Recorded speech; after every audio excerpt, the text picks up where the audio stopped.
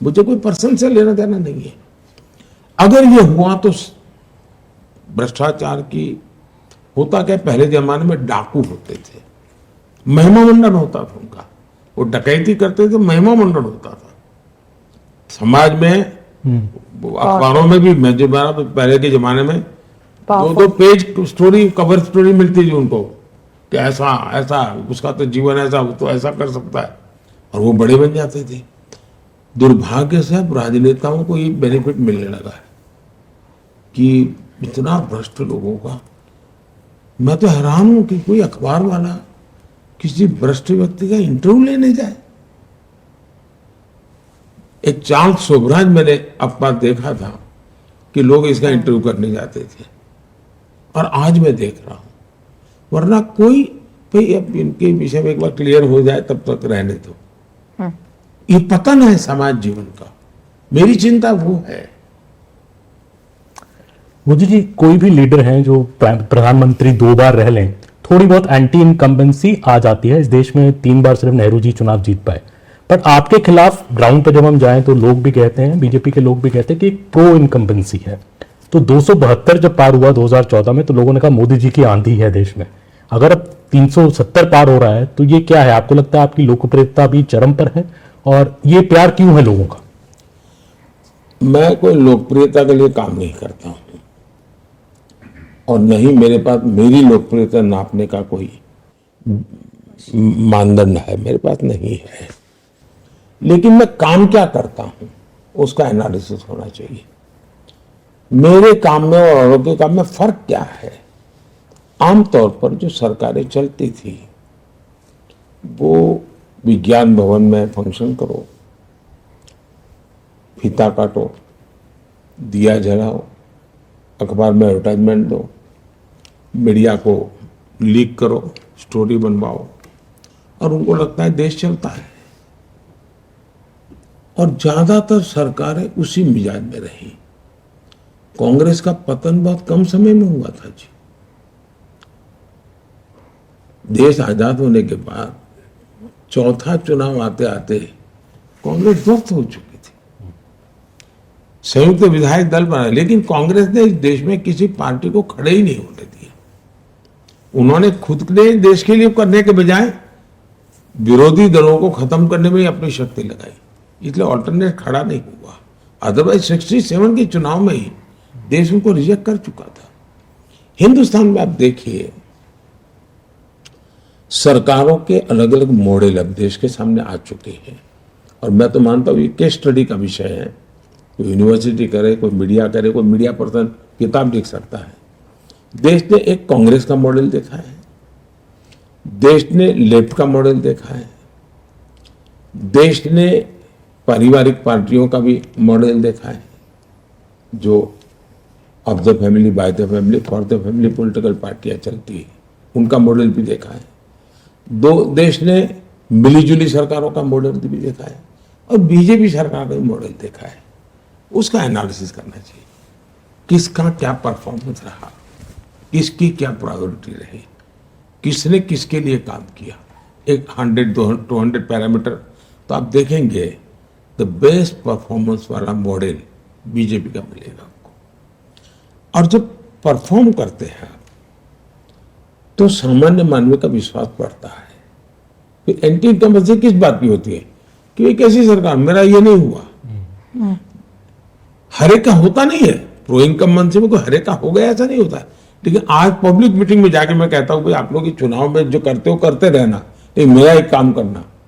और कहता हूं मैं कि कहीं आप जाए, झुग्गी झोपड़ी में कोई रहता है ऐसा मिले, या कोई कच्चे घर में रहता है, उसका नाम पता लिख करके मुझे भेज देना।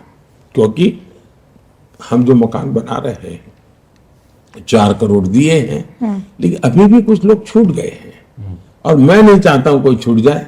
तो मैं 4 जून के बाद मेरी नई टर्म में मैं उनको मकान देना चाहता हूं, 3 करोड़ मकान बनाना चाहता हूं। आप अगर कोई नजर में आ जाए तब उसका विश्वास पैदा होता है कि आदमी वोट भी मांग रहा है, लेकिन साथ में काम भी कह रहा है, यार मुझे तो, मेरा तो ध्यान है उन 3 करोड़ घर बना के दे रहा है। विश्वास पैदा होता है। अब डिलीवरी जब करते हैं, और मेरी सरकार की सबसे बड़ी ताकत है जो हिंदुस्तान की सभी सरकारें कभी मुझे कॉम्पीट नहीं कर पाई, कोई पॉलिटिकल पार्टी गुजरात में भी कॉपरेट नहीं कर पाए, वो है लास्ट माइल डिलीवरी। मैं योजनाएं जिसके लिए बनाता हूं उसके लिए, और मेरा इसके लिए काम करने का मेरा तरीका है। मैं एक उदाहरण देता हूं। मैं जब गुजरात में था तो मैंने अलग अलग स्तर के एक 20-22 अफसरों को बुलाया। कुछ सीनियर मोस्ट थे, कुछ एकदम जूनियर थे, कुछ मिडिल लेवल को 20-22 को बुलाया। तो उनको पता नहीं था मैंने क्यों बुलाया, बिठाया सबको। तो मैंने सबको एक पैड दिया लिखने के लिए, okay? वो लेकर के ही आते हैं डायरी, मैंने कि उनको दिया। मैंने कहा मुझे आप बताइए कि एक वीडियो है, गांव में रहती है, अनपढ़ है, और सरकार की ये स्कीम है, उसकी वो हकदार है। उसको ये प्राप्त करने के लिए स्टेप 1 क्या करना, स्टेप 2 क्या करना, 3 क्या करना, 4 करना, कैसे करना, कहाँ जाना, मुझे आपकी मैंने डायरी दी, इसमें लिख करके बताओ। मैंने उनको कहा लिखो। यू बी सरप्राइज, सबके सब फेल हो गए। फिर मैंने कहा, मैं कुछ वो नहीं, बड़े प्यार से बात करता था।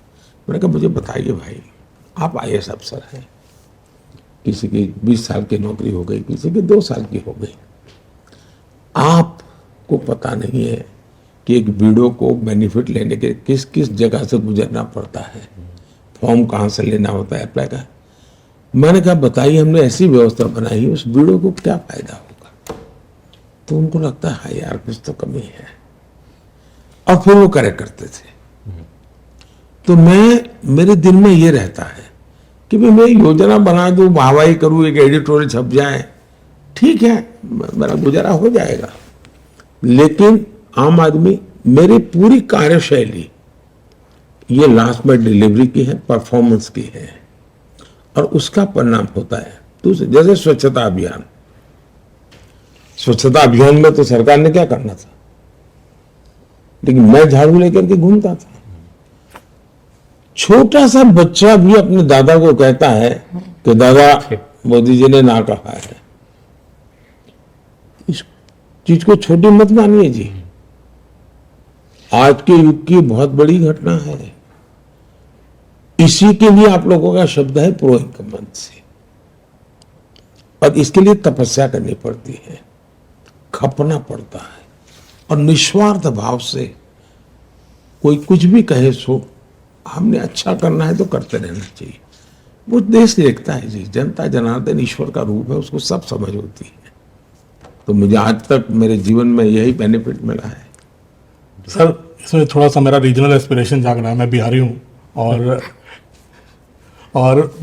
सर आपने जितना बिहार की जनता को आप पर भरोसा है, बिहार में जब बाढ़ आई थी आपने नाव भेजे थे, रसद भेजी, बम फट रहे थे, आप गांधी मैदान में वहाँ पर खड़े थे, हम लोग वहाँ पर मौजूद थे। सर आपके रोड शो में मैंने पिछले हफ्ते देखा पटना में, ऐसी अद्भुत भीड़, मैंने तो मुझे लगता है JP मरे थे 77 में, मैं छोटा था, गांधी मैदान भी उतना नहीं भरा था जितनी भीड़ उस दिन आ गई थी।